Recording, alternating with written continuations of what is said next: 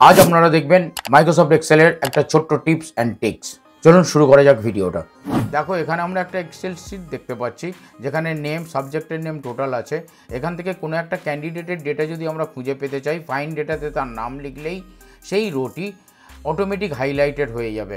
এইটা আমরা যদি এক্সেলে করতে চাই তাহলে আমরা কিভাবে করব, চলো দেখা যাক। আমরা সেইটাই দেখব। প্রথমে ডেটাটাকে সিলেক্ট করতে হবে, তারপরে আমরা কন্ডিশনাল ফরম্যাটিংয়ে ক্লিক করব, নিউ রুলে ক্লিক করব, ইউজে ফর্মুলাতে ক্লিক করব, ইকুয়াল চিহ্ন দেবো।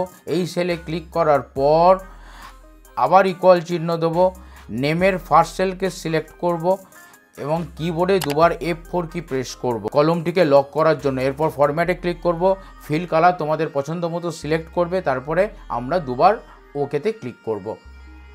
দেখো এবার আমরা ফাইন্ড ডেটাতে যদি কোনো নাম লিখি সেই রোটা অটোমেটিক সিলেক্ট হয়ে যাচ্ছে। তাহলে অত্যন্ত সহজভাবে আমরা যে ডেটাকে খুঁজে পেতে পারছি। ভিডিওটা কেমন লাগলো অবশ্যই জানাবেন। ভালো লেগে থাকলে অবশ্যই লাইক করবেন, শেয়ার করবেন, সাবস্ক্রাইব করবেন।